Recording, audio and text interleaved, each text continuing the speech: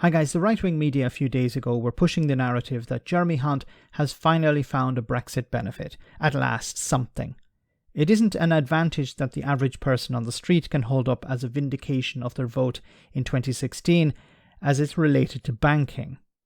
Now, the so-called Edinburgh Reforms are being touted as a package of 30 regulatory devices that will turbocharge growth in towns and cities all over the United Kingdom. But some people think otherwise. Have a listen to what the experts at Bloomberg had to say about this.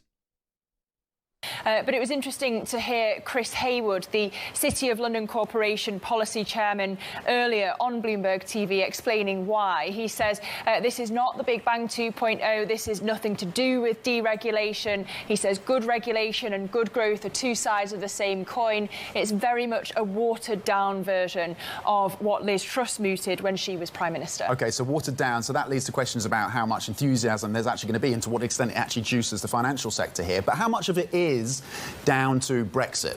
Well, some of these deregulations, such as on ring fencing, are nothing to do with the European Union.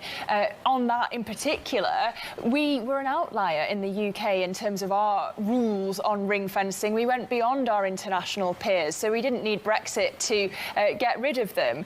And remember, the UK's finance industry grew to be world leading when we were a member of the European Union.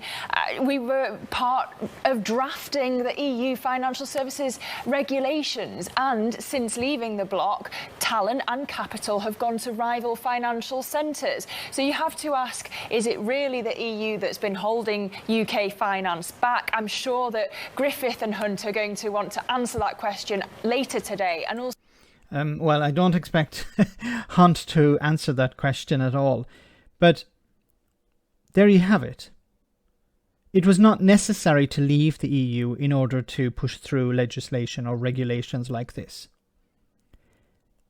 And this is Bloomberg talking, not some Remainers or some politicians or some commentator. This is Bloomberg. And Bloomberg reporting on the experts. And of course, Bloomberg has to tell the truth here. They can't put a political spin on this because their job is to present data to the financial sector. And if they don't provide the right data, then they're out of business. Nothing to do with Brexit. Now, the other point she raised here, of course, is that since 2016, the UK has lost capital and expertise. And that expertise was the gold standard. They were the people who were writing the rules, writing the regulation for the rest of the EU. The UK was the leader in Europe. Now what's going to happen? Since 2016, it's gone downhill. The expertise has left and capital is on the way out too. And where is it going? Well, it's going to the rival capitals in Europe. Dublin, Frankfurt, Paris, Milan. They're benefiting as a consequence of Brexit. Brexit was never going to benefit the UK economy. It was going to benefit a few disaster capitalists like Jacob Rees-Mogg and a few others like that. But the real winners, it seems, is Europe. So when we talk about the UK rejoining, yes, I too hope that the UK will rejoin the EU at some stage, but it will not be like it was before. It's going to be extremely difficult to encourage this expertise to return back to Britain.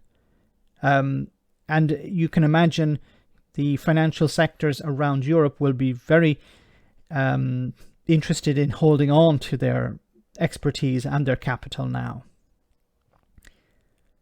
It just gets worse and worse. And unfortunately, the honesty around Brexit remains as opaque as ever. Let me know in the comment section, guys, what you think about all of this. As always, your comments are greatly appreciated. Thanks a lot.